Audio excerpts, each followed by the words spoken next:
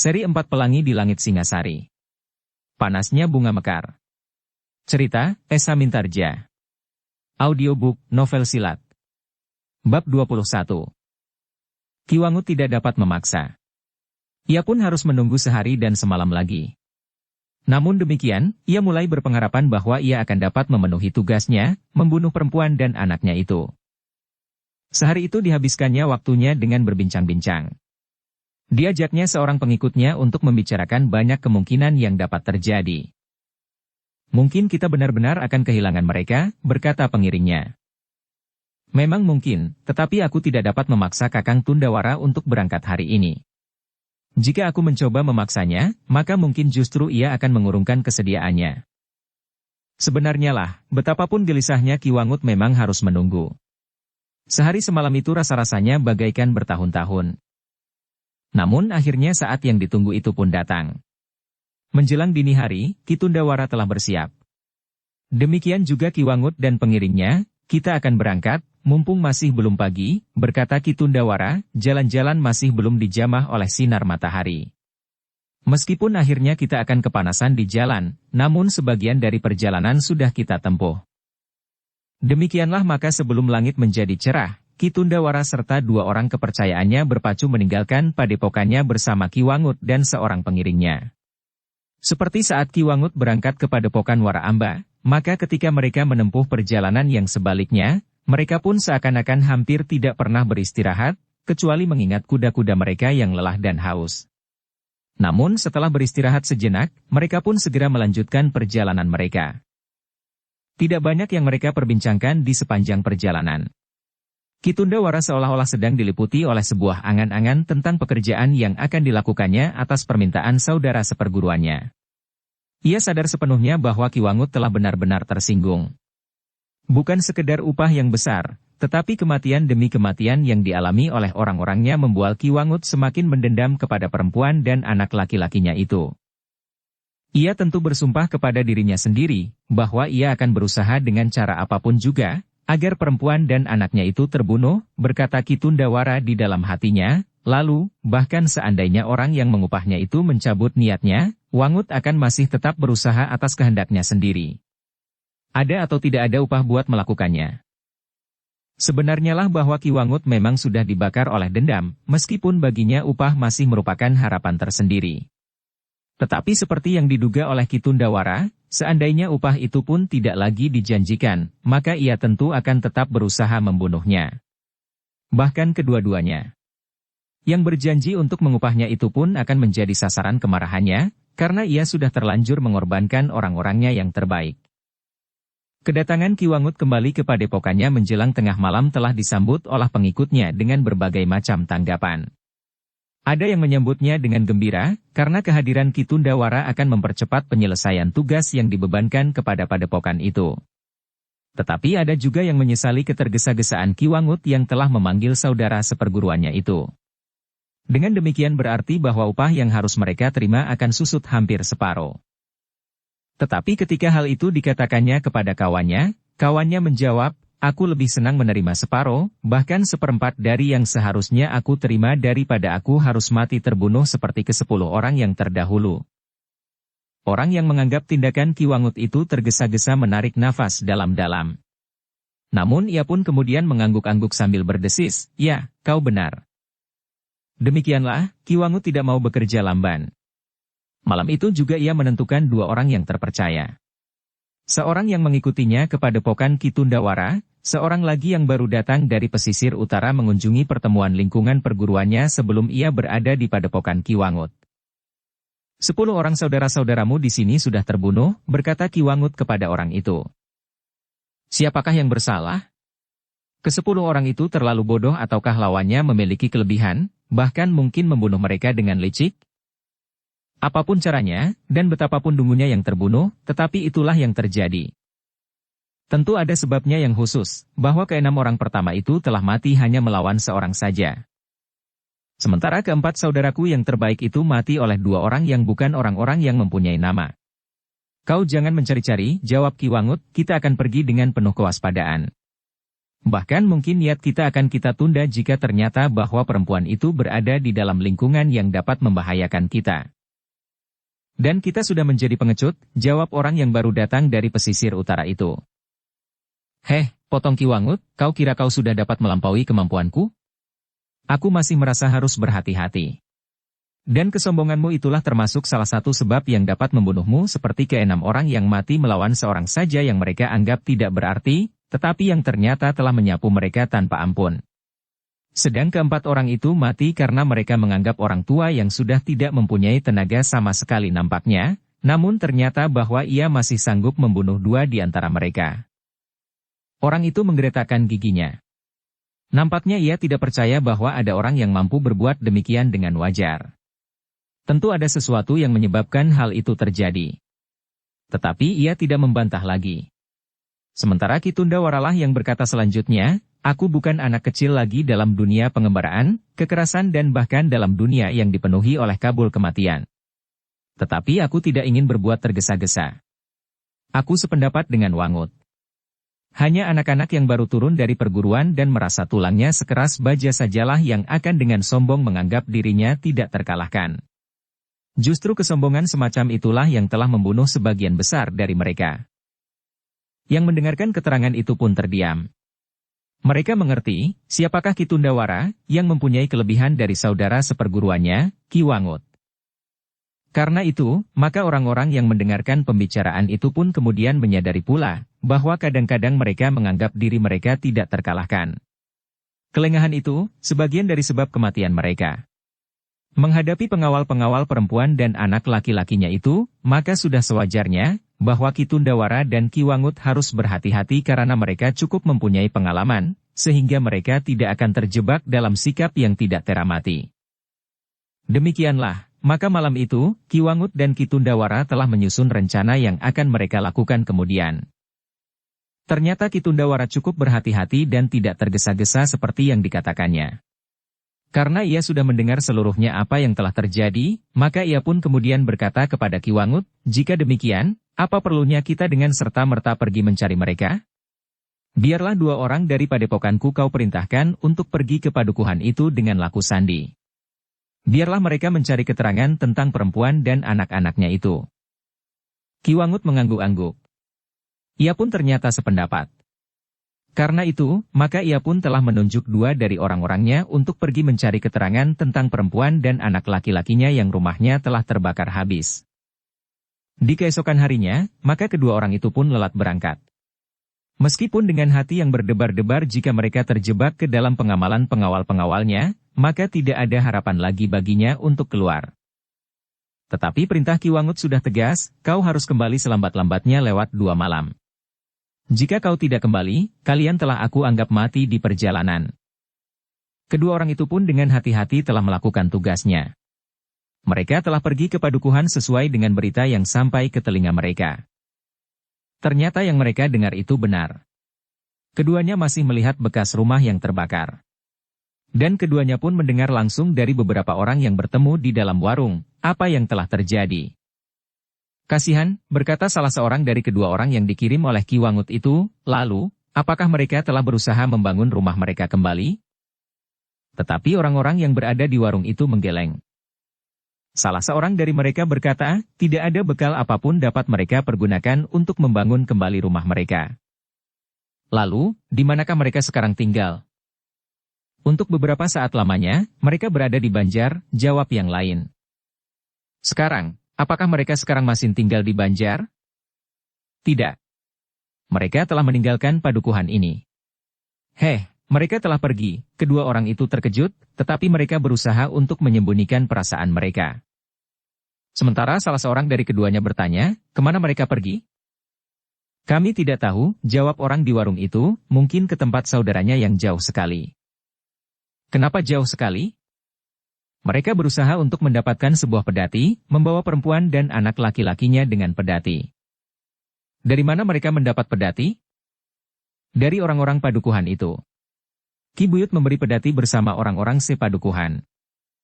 Kedua orang itu menjadi gelisah. Namun mereka tidak mengatakannya kepada siapapun juga. Bahkan dari orang-orang mereka mendengar bahwa Ki Buyut pun tidak tahu kemana perempuan dan anak-anak laki-laki itu pergi bersama orang pelindungnya. Tentu sulit untuk melacaknya, berkata salah seorang dari mereka. Kita tidak bertugas untuk melacak. Kita hanya berusaha untuk mendapat keterangan tentang mereka di padukuhan ini, sahut yang lain. Lalu, kita harus kembali, agar mereka tidak menganggap bahwa kita telah mati terbunuh pula seperti kawan-kawan kita itu. Yang lain mengangguk-angguk. Namun katanya, tetapi kita masih mempunyai waktu. Kita akan bertanya arah perjalanan mereka. Dan kita akan mencoba menelusuri perjalanan mereka pada 1-2 padukuhan saja. Kawannya tidak berkeberatan. Karena itu, maka keduanya pun telah hartanya arah perjalanan perempuan dan anak laki-lakinya dengan sangat berhati-hati, sehingga tidak banyak menarik perhatian, seolah-olah yang mereka lakukan itu sama sekali tidak mengandung maksud tertentu. Ketika mereka mengetahui arah perjalanan perempuan itu, maka keduanya pun telah pergi ke padukuhan berikutnya. Tetapi karena mereka yakin, tidak ada jalan simpang yang dapat ditempuh oleh pedati itu, maka mereka tidak bertanya kepada siapapun juga tentang usaha mereka. Baru di padukuhan berikutnya, mereka harus berhenti di simpang jalan. Kedua arah jalan yang bercabang itu dapat dilalui sebuah pedati, sehingga karena itu, maka mereka pun harus bertanya kepada orang-orang yang dijumpainya, apakah mereka melihat sebuah pedati yang membawa seorang perempuan dan anak-anak. Yang beberapa hari yang lalu meninggalkan padukuhan sebelah, padukuhan yang nampak dari itu. Oh, orang itu mengangguk-angguk, maksud Kisanak, orang-orang yang rumahnya terbakar itu? Ya. Jadi kalian mengetahuinya. Mereka adalah saudara-saudaraku, sahut salah seorang dari kedua orang yang mencarinya itu. Tentu saja kami mengetahuinya, jawab orang yang ditanya itu, mereka memang meninggalkan padukuhan mereka. Tetapi tidak seorang pun yang mengetahui kemana mereka pergi ke tempat yang mereka tidak ketahui. Asal saja mereka meninggikan padukuhan, yang membuat kesan yang pahit dalam hidupnya. Kasihan mereka. Apakah kau tidak tahu ke arah mana mereka pergi? Orang itu sama sekali tidak berprasangka. Maka ia pun kemudian menjawab, aku tidak melihat pedati mereka lewat jalan ini. Tetapi beberapa orang mengatakan bahwa ia mengambil jalan ke arah barat. Ke arah barat, ulang salah seorang dari kedua orang itu, apakah kau sama sekali tidak dapat menduga, telatah manakah yang akan mereka datangi? Tentu tidak. Jalan itu akan dapat mencapai banyak padukuhan, banyak kota dan padepokan. Iya, iya. Kau benar. Baiklah, terima kasih. Biarlah aku mengajak saudara-saudaraku untuk mencarinya. Kami sangat mengasihi sebagai seorang saudara. Mereka memang jatuh miskin. Tetapi mereka mempunyai harga diri yang berlebih-lebihan, sehingga mereka tidak mau minta bantuan kepada saudara-saudaranya yang tentu dengan senang hati akan membantunya. Demikianlah, maka kedua orang itu pun segera minta diri. Mereka tidak melanjutkan perjalanan mereka, karena mereka memang tidak bertugas untuk melacak perempuan dan anak laki-lakinya itu. Yang harus mereka laporkan adalah apa yang mereka dengar dari orang-orang di sepanjang jalan. Apa yang mereka katakan tentang perempuan dan anak laki-lakinya. Karena itu, maka kedua orang itu pun segera kembali ke padepokan untuk melaporkan apa yang telah dilakukan oleh perempuan dan anak laki-lakinya itu menurut pendengaran mereka. Jadi mereka telah pergi, geram Ki Wangut. Ya. Mereka telah meninggalkan padepokan itu, jawab para pengikutnya yang telah menyelidiki keadaan mereka. Ki Wangut mengangguk-angguk. Kemudian katanya, sudah saatnya kita menyusul Kakang. Ki Tundawara merenung sejenak. Ia mencari segala macam kemungkinan yang paling baik dilakukan. Namun katanya kemudian, kau benar Wangut. Tidak ada gunanya menunggu lebih lama lagi. Dengan demikian maka jarak kita akan menjadi semakin jauh. Jadi, menurut pendapat Kakang, kita harus segera berangkat. Ya. Besok pagi-pagi kita akan berangkat. Aku sudah membawa 2 orang kepercayaanku. Apakah kau juga akan membawanya? 2 orang terbaik dari padepokan ini, jawab Ki Wangut demikianlah, maka mereka pun segera mengemasi diri. Mereka sudah memutuskan untuk berangkat mencari perempuan dan anak laki-lakinya itu. Dukung channel Novel Silat dengan subscribe, follow, like, komen dan share. Menjelang pagi, ke-6 orang itu pun telah bersiap. Sejenak Ki Wangut masih memberikan beberapa pesan. Baru sejenak kemudian, ia pun bersama dengan 5 orang telah berangkat meninggalkan padepokan mereka. Tetapi mereka tidak bergabung menjadi satu kelompok yang akan mengejutkan orang-orang yang berjumpa dengan mereka di tengah jalan. Tetapi mereka membagi kelompok itu menjadi 2 kelompok kecil. Masing-masing dengan 3 orang. Mereka tidak perlu berpacu dengan kecepatan penuh. Meskipun mereka sudah tertinggal beberapa hari, namun mereka yakin akan dapat menemukan tempat persembunyian perempuan dan anak laki-lakinya itu. Seperti yang dikatakan oleh 2 orang petugas yang melihat keadaan padukuhan yang ditinggalkan oleh perempuan dan anak laki-lakinya itu, maka keterangan yang diterima oleh Ki Wangut di sepanjang jalan tidak ada bedanya. Mereka pun segera menemukan jalan simpang yang dikatakan oleh kedua orang itu. Dan mereka pun telah memilih jalan ke jurusan barat. Meskipun mereka tidak lagi dapat melihat bekas pedati itu, karena telah terhapus oleh jejak-jejak kaki dan pedati-pedati yang lain, namun mereka menganggap bahwa mereka masih memiliki beberapa cara untuk menemukannya. Tentu mereka memerlukan singgah di warung atau kedai yang manapun juga di sepanjang jalan yang mereka lalui, berkata Ki Wangut dan pengikutnya yang berkuda di depan, mungkin mereka membeli makanan. Tetapi mungkin mereka membeli bahan mentah. Ternyata Ki Wangut cukup telaten. Meskipun perjalanan mereka tidak laju seperti orang-orang yang pergi bertamasya, namun mereka masih tetap yakin akan dapat menemukan buruannya. Di malam hari mereka bermalam di tempat-tempat yang mereka anggap terasing. Namun pernah juga mereka bermalam di sebuah banjar padukuhan. Dengan para peronda Ki Wangut sempat berbincang ketika ia sengaja ikut duduk di dalam gardu, sementara kawan-kawannya telah tertidur lelap di dalam banjar. Dengan sengaja Ki Wangut menggiring pembicaraan mereka kepada kemungkinan, apakah ada seorang di antara mereka yang melihat sebuah pedati dalam perjalanan jauh, membawa seorang perempuan, seorang anak laki-laki dan 2 orang yang lain. Tiba-tiba saja salah seorang berkata, aku melihatnya. Mereka lewat jalan di sebelah padukuhan. Dada Ki Wangut menjadi berdebar-debar. Ia sudah berkuda cukup lama. Ia sudah bermalam beberapa malam. Karena kecakapan mereka, maka Ki Wangut dan Ki Tundawara berhasil mengikuti jejak pedati yang dicarinya itu. Dan kini, sekali lagi ia akan mendapat petunjuk tentang pedati itu. Seperti kedua orang yang memberi keterangan tentang pedati itu sebelumnya, maka ia pun pura-pura mencari saudaranya yang karena sesuatu hal telah pergi meninggalkan keluarga yang lain. Ia mendapat tugas dari keluarga besar dan hampir seisi padukuhannya untuk mencari sampai mereka diketemukan. Tidak seorang pun yang mencurigainya. Para peronda itu percaya bahwa Ki Wangut dan kawan-kawannya benar-benar sedang mencari sekelompok keluarganya yang sedang berselisih dan meninggalkan lingkungannya. Kenapa mereka pergi meninggalkan padukuhan? Bertanya salah seorang dari para peronda itu. Sebenarnya persoalannya tidak terlalu besar. Tetapi adalah menjadi tabiat perempuan itu.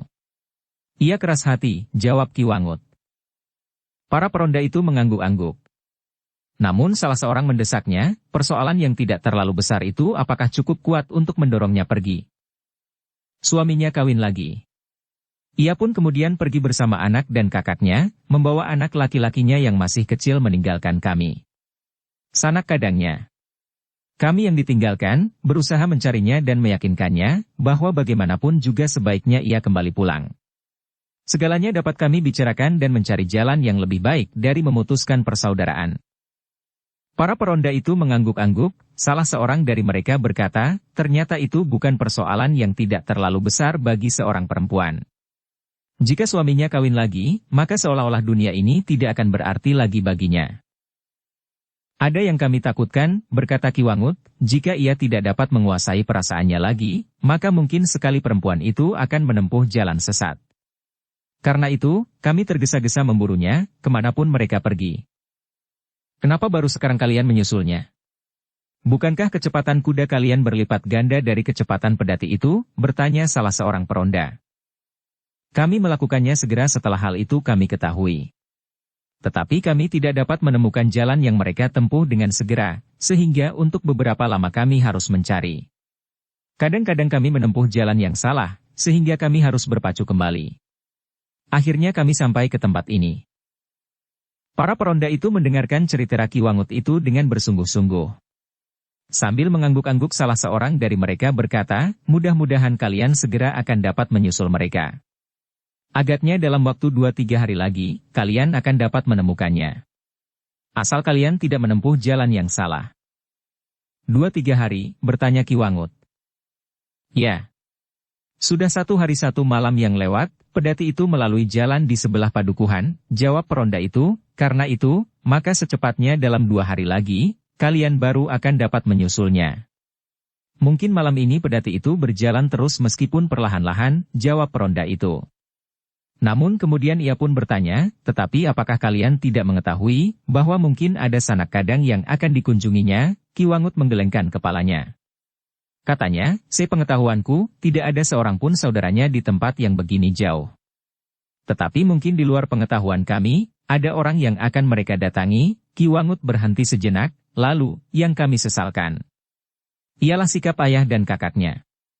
Mereka sama sekali tidak berusaha mencegahnya. Tetapi mereka justru membantu usaha pelarian ini. Itu dapat dimengerti, jawab salah seorang peronda itu. Ayahnya pun tentu merasa tersinggung, bahwa anaknya telah dihinakan dan disakiti perasaannya. Ki Wangut mengangguk-angguk. Tetapi ia merasa gembira bahwa jalan yang ditempuh agaknya menjadi semakin dekat. Jika benar pedati itu lewat, sehari semalam sebelum ia sampai ke padukuhan itu, maka tidak sampai 2 hari lagi, ia akan dapat menyusulnya. Pagi-pagi benar, Ki Wangut telah bersiap-siap. Ketika para peronda meninggalkan gardu itu, Ki Wangut masih sempat mengucapkan terima kasih, karena ia tidak meninggalkan gardu sampai saat para peronda pulang. Ia dapat tidur mendengkur di sudut gardu itu, sementara anak-anak muda memandanginya sambil tersenyum. Salah seorang dari mereka berkata, ia tentu lelah sekali setelah menempuh perjalanan yang sangat panjang. Kawan-kawannya sama sekali tidak mampu lagi bertahan sampai tengah malam. Mereka tertidur nyenyak di banjar, sahut yang lain. Biarlah. Ia masih akan berjalan jauh. Namun pagi-pagi benar, ketika para peronda meninggalkan gardu, Ki Wangut pun telah terbangun dan berkemas untuk melanjutkan perjalanannya yang panjang. Kawan-kawannya segera dibangunkannya pula. Mereka pun segera bersiap dan meninggalkan banjar itu, setelah minta diri kepada seorang tua yang ditugaskan memelihara banjar itu.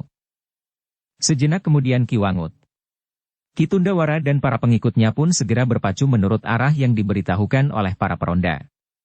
Jalan yang mereka lalui ternyata tidak terlalu banyak simpangan yang dapat membingungkan. Jalur jalan pedati itu agaknya menyusur jalan lurus yang banyak dikenal oleh banyak orang, termasuk Ki Wangut dan Ki Tundawara. Jalan itu menuju ke Singasari. Gila, geram Ki Wangut, perempuan itu akan menyembunyikan dirinya ke dalam kota. Tidak ada bedanya, berkata Ki Tundawara. Bagaimana jika mereka menyampaikan persoalannya kepada prajurit di Singasari, bertanya Ki Wangut. Apakah para prajurit itu begitu mudahnya percaya, sahut Ki Tundawara, meskipun demikian, kita akan mencapai pedati itu sebelum mereka memasuki kota Singasari. Ki Wangut mengangguk-angguk. Tetapi ia mempunyai gambaran tentang kemungkinan yang buram. Jika perempuan itu benar-benar menyampaikan persoalannya kepada prajurit Singasari, sehingga terdengar oleh para perwira dan kesatria, mungkin persoalannya akan dapat mengalir ke Kediri.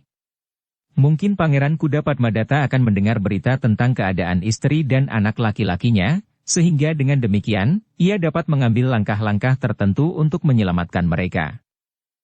Banyak hal yang dapat ditempuh, berkata Ki Wangut di dalam hatinya, lalu, pangeran itu seolah-olah sudah melupakan tentang istri dan anaknya itu.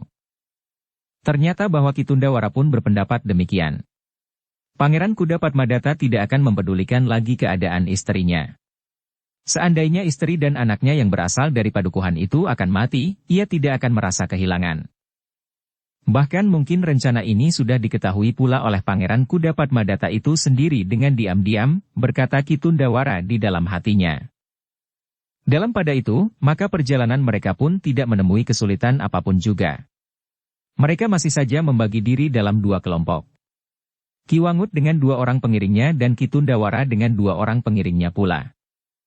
Namun ternyata ada juga sekelompok perampok yang malang, yang tidak mengetahui siapakah orang-orang berkuda di tengah-tengah bulak di gelapnya malam. Ketika Ki Wangut dan pengiringnya yang berkuda di depan, dihentikan oleh 4 orang perampok, maka ia pun menjadi sangat marah. Kami tergesa-gesa, bentak Ki Wangut, jika tidak, kami tidak akan melanjutkan perjalanan di malam hari.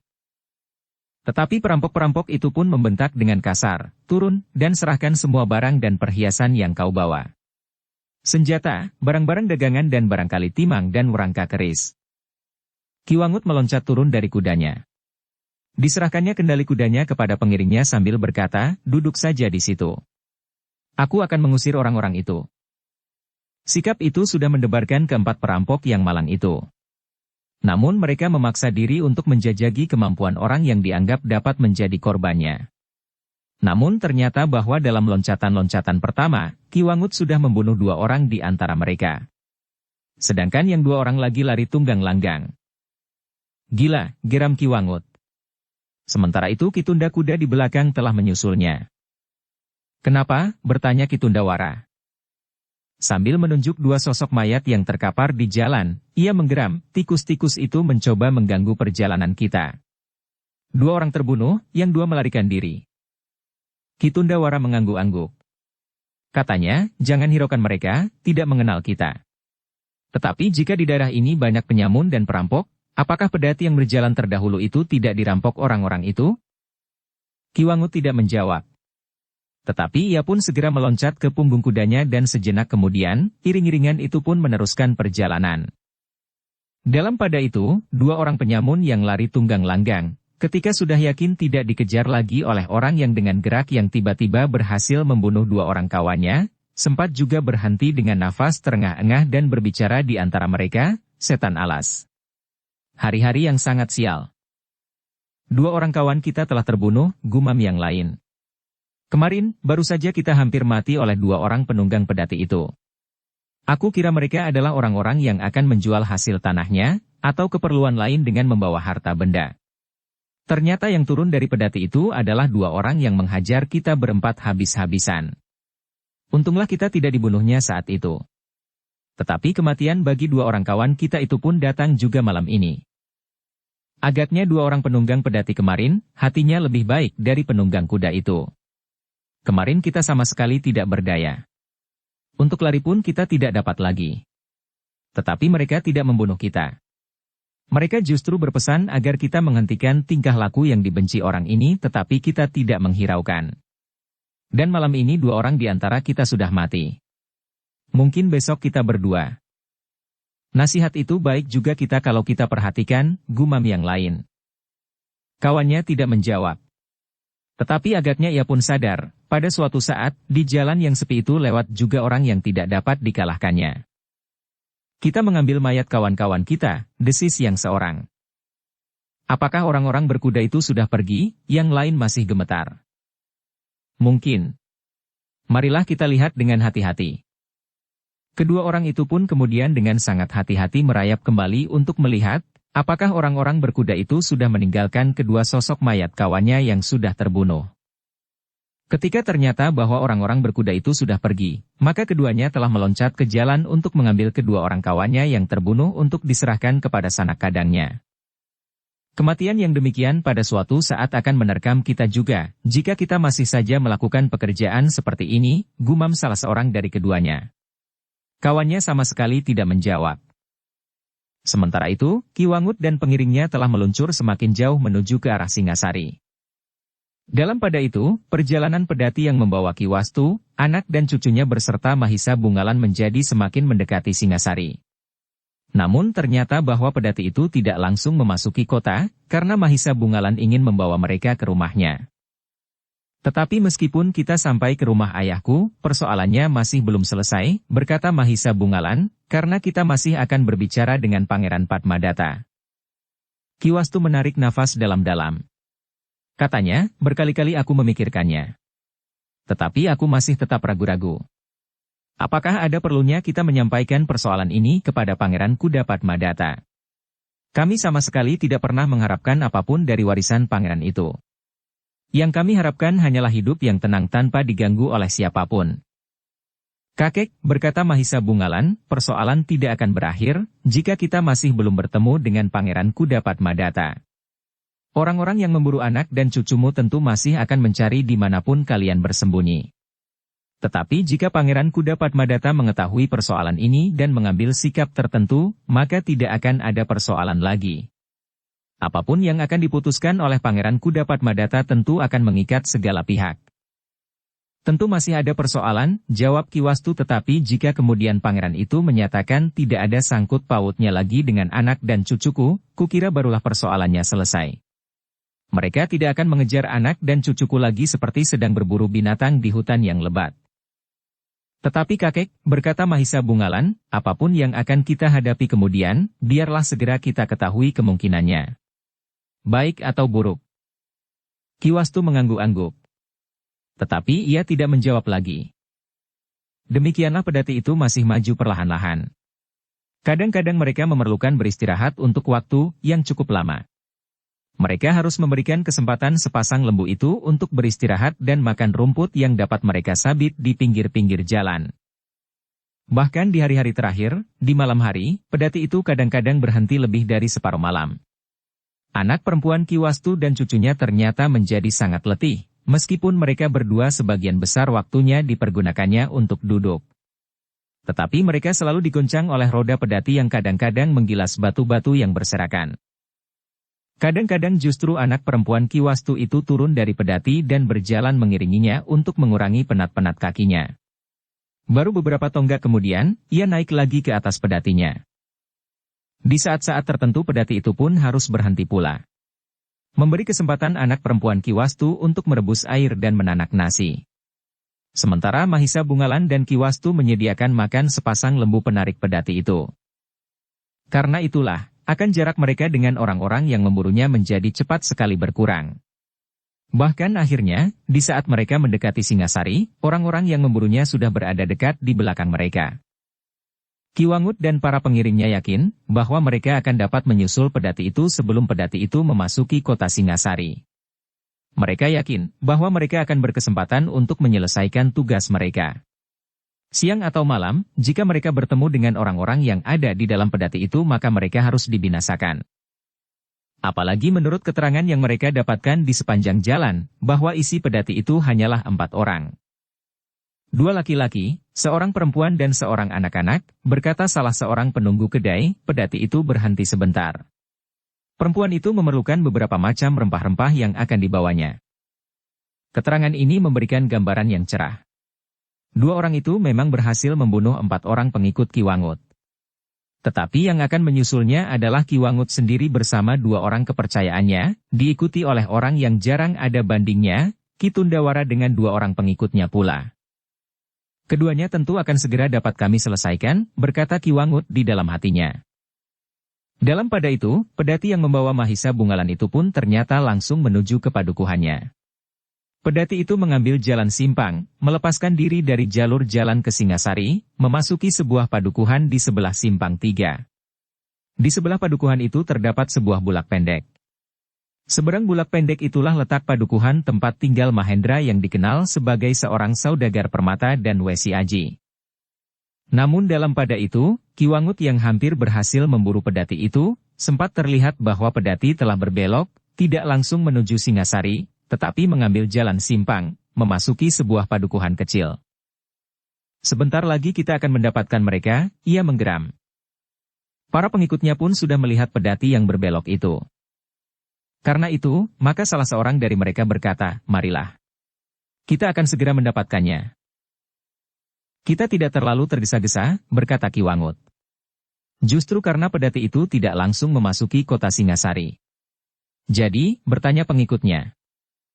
Kita akan mengikutinya sampai pedati itu berhenti di halaman sebuah rumah. Kecuali jika pada suatu saat, pedati itu mengambil jalan lain yang menuju ke gerbang kota Singasari, jawab Ki Wangut. Para pengikutnya mengetahui bahwa Ki Wangut akan mengakhiri pekerjaan itu dengan sebaik-baiknya. Dengan demikian, maka Ki Wangut pun tidak dengan tergesa-gesa menyusul pedati itu dan menghentikannya di tengah bulak. Tetapi ia ingin melihat, di mana pedati itu akan berhenti dan kepada siapa istri Pangeran Kudapadmadata itu akan menyembunyikan diri. Menyenangkan sekali, berkata Ki Wangut, kita akan mengetuk pintunya dan memasuki rumah itu sebagai tamu yang sopan. Kemudian kita minta dipertemukan kepada perempuan itu untuk memenggal kepalanya bersama anak laki-lakinya. Tidak semudah itu Ki Wangut, desis pengikutnya. Ki Wangut tertawa, katanya, dan aku sudah memperhitungkan dengan cermat, seorang akan melawan aku dan kau berdua, sedang yang lain akan melawan Kakang Tundawara dan 2 orang pengikutnya. Salah seorang kawannya berkata, sejak semula aku sudah ingin membantainya. Kiwangut tertawa. Katanya, jika kau pergi tanpa aku dan Kakang Tundawara, maka kaulah yang akan dibantainya. Orang itu menggeretakkan giginya. Tetapi ia tidak menyahut. Dalam pada itu, pedati itu pun berjalan terus. Jaraknya dengan beberapa orang yang memburunya memang menjadi semakin pendek. Namun ternyata bahwa Kiwangut tidak ingin menyusulnya. Ketika pedati itu berjalan di bulak yang pendek, maka Kiwangut yang menjadi semakin dekat pun yakin bahwa pedati itulah yang disusulnya. Ia melihat seorang perempuan duduk di bagian belakang pedati itu. Seorang laki-laki yang berjalan di sisi lembu yang menarik pedati itu, sementara seorang anak laki-laki berlari-lari mendahuluinya. Namun kemudian berhenti dan menunggu. Ketika pedati itu lewat di depannya, maka anak laki-laki itu pun meloncat dan memanjat lewat bagian belakang. Anak laki-laki yang lincah, berkata Kiwangut, sayang. Sebentar lagi, ia harus mati bersama ibunya. Dan bahkan kedua laki-laki itu pun harus mati. Jika ada orang lain yang ikut campur, maka mereka pun harus mati pula. Demikianlah, Kiwangut telah memperlambat jalan kudanya. Ia mengambil jarak tertentu di belakang pedati itu. Kemudian mengikutinya memasuki padukuhan di seberang bulak pendek itu. Dengan berdebar-debar Kiwangut memperhatikan pedati itu yang kemudian berbelok ke sebuah halaman rumah yang berhalaman cukup luas. Rumah yang cukup baik bagi padukuhan yang tidak terlalu besar dan ramai itu. Kiwangut berhenti beberapa puluh langkah dari regol rumah itu. Bahkan kemudian ia menunggu Ki Tundawara yang sebentar kemudian telah menyusulnya, tetapi dengan meninggalkan kedua pengiringnya di mulut lorong. Apa yang kau lihat? Bertanya Ki Tundawara. Pedati itu, jawab Kiwangut. Ya. Aku sudah melihatnya pula. Lalu apakah kau bermaksud menyusunya sekarang? Kiwangut termangu-mangu. Kemudian katanya, bagaimana pertimbangan Kakang? Kita sudah memberi kesempatan kepadanya sampai ke tujuan. Ya. Tetapi bukankah, kita memang baru saja menyusulnya? Aku melihat pedati pertama kali simpang 3. Dan tiba-tiba saja, timbul keinginanku untuk melihat di mana pedati itu berhenti. Sekarang kita sudah mengetahui bahwa pedati itu berhenti di rumah yang berhalaman luas itu. Kita belum tahu, rumah siapakah yang disinggahi itu? Mungkin sanak kadangnya. Tetapi mungkin juga tempat yang dapat memberikan perlindungan kepadanya. Jadi, apakah sebaiknya kita berusaha untuk mengetahui, siapakah yang berada di dalam rumah itu? Bertanya Kiwangut. Ki Tundawara termangu-mangu sejenak. Namun In pun kemudian mengangguk sambil berkata, kita harus berhati-hati. 2 orang yang berada di dalam pedati itu sudah cukup membuatmu pening. Apalagi jika di dalam rumah itu ada orang lain yang akan dapat membantu mereka berdua. Kiwangut mengangguk-angguk. Namun tiba-tiba seorang pengikutnya berkata, jadi kita masih harus menunggu lagi? Kiwangut mengangguk. Jawabnya, kita harus memperhitungkan segenap kemungkinan. Kiwangut masih juga bersabar. Bagaimana jika kita kehilangan mereka lagi? Hanya ada 2 regol di padukuhan ini. Jika kita mengawasi keduanya, maka tidak akan ada seorang pun yang dapat lepas dari tangan kita. Tetapi pekerjaan yang demikian akan memakan waktu yang lama. Mungkin hari ini kita belum dapat menyelesaikan pekerjaan itu. Lebih baik kita tunda 1 hari, daripada kita semuanya tidak akan dapat berhasil melakukannya. Pengikut Kiwangut itu mengatupkan mulutnya rapat-rapat, namun ia mengumpat di dalam hatinya. Tunggulah di luar regol padukuhan di ujung lorong itu, berkata Kiwangut kepada kedua pengiringnya, jangan menarik perhatian. Sedang di ujung yang lain akan diawasi oleh para pengikut Kakang Tundawara. Kami berdua akan singgah sebentar di kedai kecil itu untuk mendapat beberapa keterangan tentang rumah itu. Kedua pengikut Kiwangut nampak ragu-ragu. Tetapi tatapan mata Kiwangut telah memaksa mereka mengangguk dan memenuhi perintah itu. Demikian kedua orang itu menuju ke ujung lorong, maka Ki Tundawara pun kembali kepada para pengikutnya untuk memberikan pesan serupa. Baru kemudian, bersama Kiwangut keduanya telah singgah di sebuah kedai kecil yang terletak di pinggir jalan itu, berdekatan dengan beberapa tempat yang berserakan untuk menjajakan beberapa jenis dagangan. Agaknya tempat itu baru tumbuh menjadi sebuah pasar. Tanpa menarik perhatian, maka Ki Wangut pun kemudian berbicara tentang padukuhan itu dan sebuah rumah yang agak besar di pinggir jalan itu pula. Oh, berkata penjual di kedai itu, rumah itu adalah rumah seorang saudagar permata barang-barang berharga dan Wesi Aji. Ki Wangut dan Ki Tundawara saling berpandangan sejenak. Sesuai dengan pekerjaannya yang menjelajahi beberapa daerah dan padukuhan, maka seorang saudagar biasanya memiliki kemampuan untuk membela diri, atau mempunyai 1-2 orang pengawal yang dapat dipercaya. Karena itu, maka mereka pun mulai tertarik kepada keterangan penjual di kedai itu. Siapakah namanya? Bertanya Ki Tundawara. Ki Mahendra? Jawab penjual itu. Apakah ia masih muda? Bertanya Ki Wangut. Penjual itu menggeleng. Jawabnya, tidak. Orang itu sudah tidak dapat disebut muda lagi. Ia sudah melampaui masa mudanya dan mulai dengan pertengahan umurnya yang kemudian. Tetapi ia masih menjalankan pekerjaannya. Ia masih pergi ke beberapa tempat yang dapat menjadi daerah pasarannya. Ki Tundawara dan Ki Wangut masih bertanya tempat sekelompok pengawal yang akan dapat mengganggu pekerjaan mereka. Ada beberapa orang anaknya, berkata penjual itu, 2 orang anak muda yang kini ada di rumah. Aku tidak tahu pasti, apakah saudagar itu sekarang ada. Kadang-kadang ia tiba-tiba saja kami lihat duduk di pendapa atau menyiangi tanaman bunganya, atau berjalan-jalan di depan ini. Tetapi sesaat kemudian, ia sudah berpacu dengan kudanya ke tempat yang jauh untuk menawarkan barang-barang yang dibawanya. Apakah kau melihat sebuah pedati yang lewat di depan kedai ini? Tiba-tiba saja Ki Wangut bertanya. Iya, iya. Aku melihatnya, jawab penjual itu. Apakah kau mengenal siapa yang ada di dalamnya? Penjual itu termangu-mangu sejenak. Namun kemudian ia menggeleng sambil menjawab, sayang. Aku tidak memperhatikannya. Ki Wangut dan Ki Tundawara menjadi kecewa.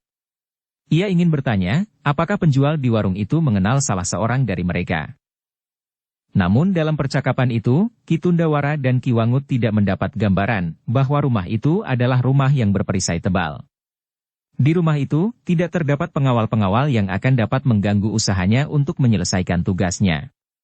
Seandainya ada, maka di rumah itu terdapat 3 orang laki-laki. Saudagar itu sendiri dan 2 orang anak laki-lakinya yang masih sangat muda, sedang anak yang sulung sudah tidak ada di rumah. Siapakah anaknya yang sulung itu? Bertanya Ki Wangut kemudian. Mahisa Bungalan. Ia sudah lama meninggalkan rumahnya. Mungkin ia pergi merantau karena titisan darah ayahnya. Ayahnya seorang pengembara, bertanya Ki Wangut. Maksudku ia seorang saudagar yang sering pergi jauh membawa barang dagangannya. Ki Wangut mengangguk-angguk, nama itu pernah didengarnya, anak muda yang berada di rumah orang tua, anak perempuan serta cucu laki-lakinya adalah Mahisa Bungalan. Orang-orang Ki Wangut yang mencari keterangan keluarga perempuan dan anak laki-lakinya memang pernah menyebutnya. Anak muda yang bersama perempuan yang di rumah kakek itu bernama Mahisa Bungalan.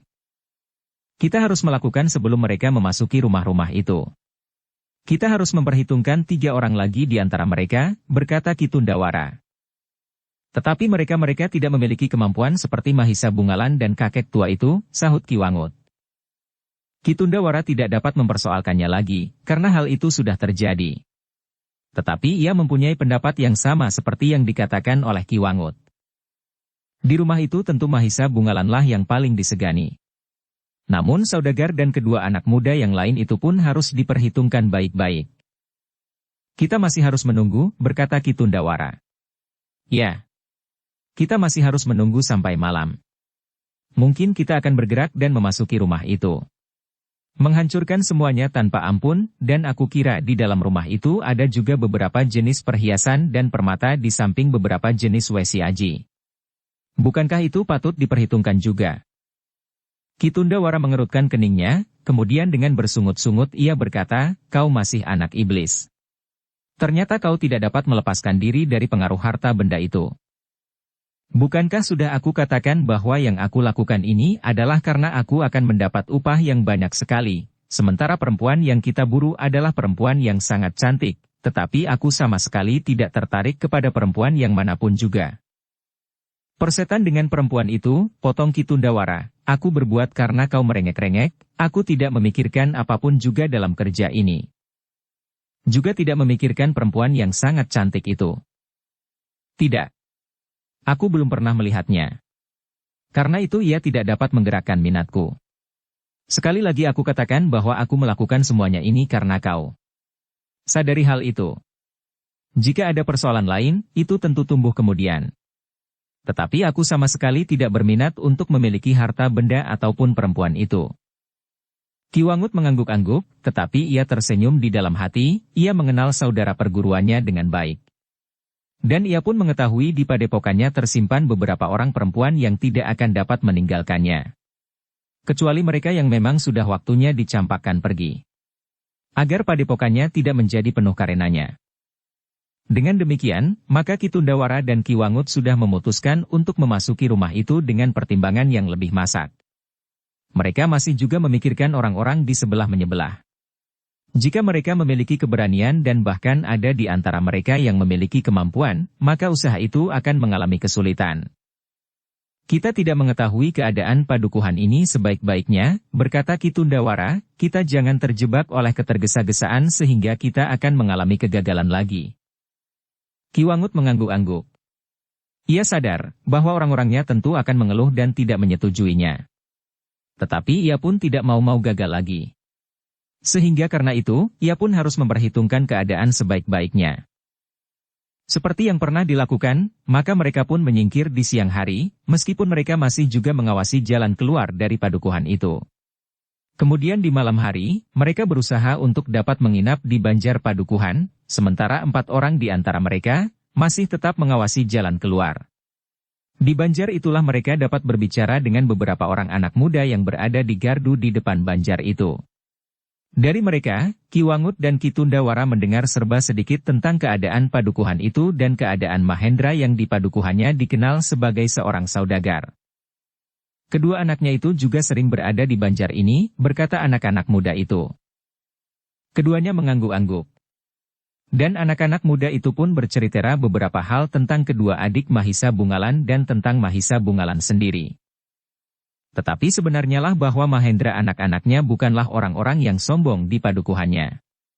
Mereka tidak dengan sengaja menunjukkan bahwa mereka adalah orang-orang yang memiliki kemampuan tidak ada taranya. Bahkan kadang-kadang Mahendra berusaha untuk menyatakan dirinya, tidak lebih dari orang-orang di sekitarnya. Meskipun di masa mudanya, Mahendra adalah seorang anak muda yang lain dari kawan-kawannya, karena mempunyai banyak kelebihan. Namun di hari tuanya, seolah-olah apa yang pernah dilakukannya di masa mudanya itu sudah dilupakan orang. Apalagi anak-anak yang kemudian tumbuh dewasa sebaya dengan anak Mahendra, tidak mengetahui apa yang pernah dilakukan oleh Mahendra di masa mudanya, selagi ia masih selalu berada di antara saudara-saudara seperguruannya. Karena itulah, maka cerita tentang Mahendra dan kedua anak laki-lakinya yang muda, sama sekali tidak menggetarkan jantung Ki Wangut dan Ki Tundawara. Yang harus diperhitungkan hanyalah Mahisa Bungalan dan orang tua itu, berkata Ki Wangut ketika mereka sudah berada di serambi belakang Banjar Padukuhan. Sementara itu, di rumah Mahendra, Mahisa Bungalan duduk berdua saja dengan ayahnya di pendapa. Ki Wastu, anak perempuan dan cucunya telah dipersilahkan beristirahat di gandok sebelah kiri. Kedatangan Mahisa Bungalan memang telah mengejutkan orang tuanya. Apalagi ia datang bersama seorang kakek dan seorang perempuan dan anaknya. Tetapi Mahendra tidak menunjukkan sikap yang masam ketika ia menyambut tamu-tamunya. Mahisa Bungalan, bertanya Mahendra, aku belum jelas, bagaimanakah kedudukan kakek tua itu beserta anak perempuannya? Keteranganmu yang singkat itu menumbuhkan teka-teki padaku. Seperti yang aku katakan ayah. Perempuan itu adalah istri dari Pangeran Kuda Padmadata di Kediri, sahut Mahisa Bungalan. Apakah kau mempunyai hubungan khusus dengan perempuan itu? Bertanya ayahnya. Tidak ayah. Sebenarnya tidak. Aku hanya ingin menolongnya, karena seolah-olah di dunia ini tidak ada lagi tempat baginya. Ia selalu diburu oleh bayangan maut, jawab Mahisa Bungalan. Dan ia pun menceritakan bagaimana ia membebaskan perempuan itu dari sebuah gubuk di hutan tertutup. Bahkan karena itu, ia sudah terpaksa membunuh beberapa orang yang mengawasinya. Jadi sekian banyak orang yang digerakkan untuk membunuhnya bersama anaknya? Apakah nilai warisan Pangeran Kuda Padmadata itu sedemikian banyaknya, sehingga sebagian kecil daripadanya cukup untuk mengupah sekian banyak orang? Bersambung ke bab 22. Dukung kami dengan subscribe, follow, like, komen dan share. Terima kasih.